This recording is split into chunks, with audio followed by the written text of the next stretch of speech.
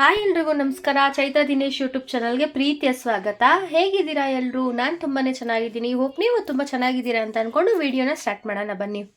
So ನಾನಿವತ್ತು simple and ಈಸಿಯಾಗಿ ಹೇಗೆ ಸಾಂಬಾರು ಮಾಡೋದು ಅಂತ ಹೇಳ್ಬಿಟ್ಟು ತೋರಿಸ್ಕೊಡ್ತೀನಿ. ಈ ರೀತಿಯಾಗಿ ಮಾಡಿಕೊಂಡ್ರೆ ತುಂಬಾ ಟೇಸ್ಟಿಯಾಗಿರುತ್ತೆ.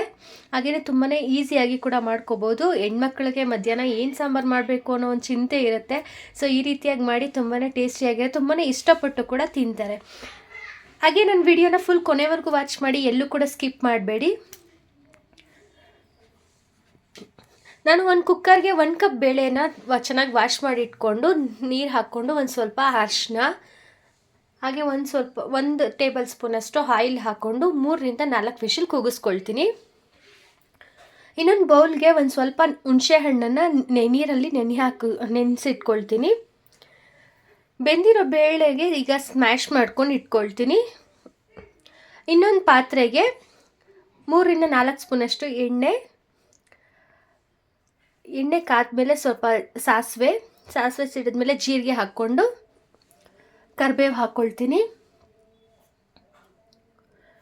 ಈಗ ನಾನು ಸಣ್ಣಗೆ ಹಚ್ಚಿರೋವಂಥ ಟೊಮೆಟೋನ 2 ಟೊಮೆಟೊ ತೊಗೊಂಡಿದ್ದೀನಿ. ಸಣ್ಣಗೆ ಹಚ್ಚಿರೋವಂಥ 2 ಟೊಮೆಟೊನ ಇದಕ್ಕೆ ಆ್ಯಡ್ ಮಾಡಿಕೊಂಡು ಸ್ವಲ್ಪ ಚೆನ್ನಾಗಿ ಮಿಕ್ಸ್ ಮಾಡ್ಕೊಂಡು ಫ್ರೈ ಮಾಡ್ಕೊಳ್ತೀನಿ. ಚೆನ್ನಾಗಿ ಫ್ರೈ ಮಾಡಿಕೊಂಡು ಇದಕ್ಕೆ ಒಂದು ಸ್ವಲ್ಪ ಆಲ್ರೆಡಿ ನಾನು ಬೇಳೆಗೆ ಒಂದು ಸ್ವಲ್ಪ ಅರಿಶಿನ ಹಾಕ್ಕೊಂಡಿದ್ದೆ. ಇದಕ್ಕೂ ಇನ್ನು ಸ್ವಲ್ಪ ಅರಿಶಿನ ಹಾಕ್ಕೊಳ್ತಾ ಇದ್ದೀನಿ. ಒಂದು ಸ್ವಲ್ಪ ಉಪ್ಪು ಹಾಕ್ಕೊಂಡು ಸ್ವಲ್ಪ ಸಾಫ್ಟ್ ಆಗೋವರೆಗೂ ಟೊಮೆಟೊನ ಬೇಯಿಸ್ಕೋಬೇಕು. ಸ್ವಲ್ಪ ಟೊಮೆಟೊ ಬೆಂದಮೇಲೆ ಸಾಂಬಾರು ಪುಡಿ 1 ಸ್ಪೂನ್ ಹಾಕ್ಕೊಳ್ತಾ ಇದ್ದೀನಿ. ಎಲ್ಲನೂ ಚೆನ್ನಾಗಿ ಮಿಕ್ಸ್ ಮಾಡಿಕೊಂಡು ಟೊಮೆಟೊ ಎಲ್ಲ ಚೆನ್ನಾಗಿ ಫ್ರೈ ಆದಮೇಲೆ ಇದಕ್ಕೆ ನಾವು ಬೇಯಿಸಿ ಸ್ಮ್ಯಾಶ್ ಮಾಡ್ಕೊಂಡಿರೋವಂಥ ತೊಗರಿಬೇಳೆನ ಆ್ಯಡ್ ಮಾಡ್ಕೊಳ್ತಾ ಇದ್ದೀನಿ. ಆ್ಯಡ್ ಮಾಡಿಕೊಂಡು ಚೆನ್ನಾಗಿ ಮಿಕ್ಸ್ ಮಾಡ್ಕೊಳ್ತೀನಿ.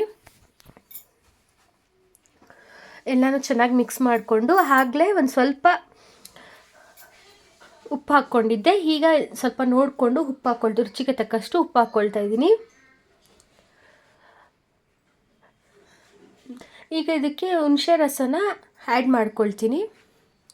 ಹುಣಸೆ ರಸನ ಆ್ಯಡ್ ಮಾಡಿಕೊಂಡು ನಿಮ್ಗೆ ಬೇಕು ಅಂತಂದರೆ ಇನ್ನು ಸ್ವಲ್ಪ ನೀರು ಆ್ಯಡ್ ಮಾಡ್ಕೋಬೋದು, ಇಲ್ಲ ಅಂತಂದರೆ ಇದೇ ಕನ್ಸಿಸ್ಟೆನ್ಸಿಯಲ್ಲಿ ಇರ್ಬೋದು. ನಾನೊಂದು ಸ್ವಲ್ಪ ನೀರು ಆ್ಯಡ್ ಮಾಡಿಕೊಂಡು ಸ್ವಲ್ಪ ಉಪ್ಪು ಹಾಕ್ಕೊಂಡು ಹಾಗೆಯೇ ಒಂದು ನಿಂಬೆ ಹಣ್ಣಿನ ಗಾತ್ರದಷ್ಟು ಬೆಲ್ಲನ ಆ್ಯಡ್ ಮಾಡ್ಕೊಳ್ತೀನಿ. ಬೆಲ್ಲ ಆ್ಯಡ್ ಮಾಡೋದ್ರಿಂದ ತುಂಬಾ ಟೇಸ್ಟಿ ಕೂಡ ಬರುತ್ತೆ. ಎಲ್ಲನೂ ಆ್ಯಡ್ ಮಾಡಿಕೊಂಡು ಮಿಕ್ಸ್ ಮಾಡಿಕೊಂಡು ಚೆನ್ನಾಗಿ ಒಂದು ಸ್ವಲ್ಪ ಕುದಿಸ್ಕೊಳ್ತೀನಿ. ಚೆನ್ನಾಗಿ ಕುದಿ ಬಂದಮೇಲೆ ಸಣ್ಣಗೆ ಹಚ್ಚಿರೋಂಥ ಕೊತ್ತಂಬರಿ ಸೊಪ್ಪನ್ನು ಇದಕ್ಕೆ ಆ್ಯಡ್ ಮಾಡ್ಕೊಳ್ತೀನಿ. ಸೊ ಕೊತ್ತಂಬರಿ ಸೊಪ್ಪನ್ನ ಆ್ಯಡ್ ಮಾಡಿಕೊಂಡು ಒಂದು ಕುದಿ ಬಂದಮೇಲೆ ಸ್ಟವ್ ಆಫ್ ಮಾಡ್ಕೊಳ್ತೀನಿ. ಸೊ ಇದು ಸಾಂಬಾರು ರೆಡಿ ಆಯಿತು. ತುಂಬಾ ಈಸಿಯಾಗಿ ಟೇಸ್ಟಿಯಾಗಿ ಸಾಂಬಾರು ರೆಡಿಯಾಗಿದೆ. ಸೊ ನೀವು ಕೂಡ ಈ ರೆಸಿಪಿನ ಟ್ರೈ ಮಾಡಿ, ಸಾಂಬಾರು ಹೇಗಿದೆ ಅಂತ ಟ್ರೈ ಮಾಡಿ ನಿಮ್ಮ ಮನೆಯಲ್ಲಿ ಹೇಗಿದೆ ಅಂತ ನನಗೆ ಕಮೆಂಟ್ ಮಾಡಿ. ಹಾಗೆಯೇ ಯಾರೆಲ್ಲ ನನ್ನ ಚಾನಲ್ ಹೊಸದಾಗಿ ನೋಡ್ತಾ ಇದ್ದೀರಾ ಪ್ಲೀಸ್ ಸಬ್ಸ್ಕ್ರೈಬ್ ಮಾಡಿ, ಲೈಕ್ ಮಾಡಿ, ಕಮೆಂಟ್ ಮಾಡಿ.